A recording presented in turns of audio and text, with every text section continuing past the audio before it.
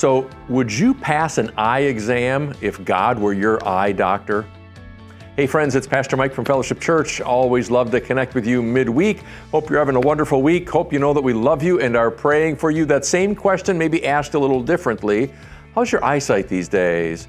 And how's your eyesight from God's perspective? Would He say that you have good eyes, or would God say that you have bad eyes? Here's the reason why I ask that, friends. In Matthew chapter 6, which is in that passage called the Beatitudes, if you're familiar with that, Jesus is speaking to His disciples and others, and He says to them that the eye is the lamp of the body. He goes on to say, if your eyes are good, your whole body is filled with light. But if your eyes are bad, your whole body is filled with darkness. Now, what in the world is Jesus talking about with good eyes, bad eyes, light, darkness, and all that?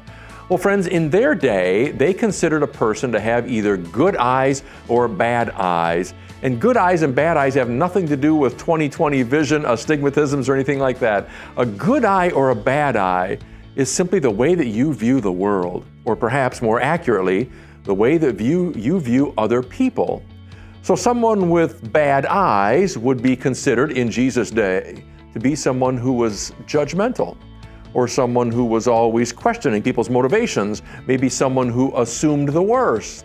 So a person with bad eyes is someone who is driving around a parking lot at the supermarket, looking for a parking spot. They find a parking spot. On their way in, they notice someone pull into the handicap spot, and when that person gets out of the vehicle, they're walking fine and dandy, and the person with bad eyes says, well, there's nothing wrong with them, right? They look fine and dandy to me, unknowing, of course, that that person may have some kind of a condition that prevents them from walking well. That's bad eyes. Bad eyes assumes the worst. Bad eyes can be very judgmental. Bad eye asks questions about people like, hey, what's wrong with you in this situation? A person with good eyes assumes the best.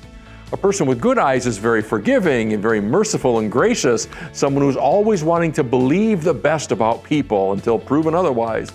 So that's what good eyes and bad eyes are all about. So here's that question for you again. You have good eyes or bad eyes? And if God were doing an eye examination with you, which is really not an eye examination, it's a heart examination. If God were doing an eye examination from you, would He say that you have good vision or not so good vision? And here's how you'll know. When you view people around you and you view behaviors, do you view them with the best in mind or with the worst in mind? Do you find yourself to be a gracious, merciful, forgiving person? Or do you sometimes struggle with a judgmental, pessimistic, negative attitude? Good eyes and bad eyes, friends. May the Lord bless you with continual good eyes as you interact with people in this world.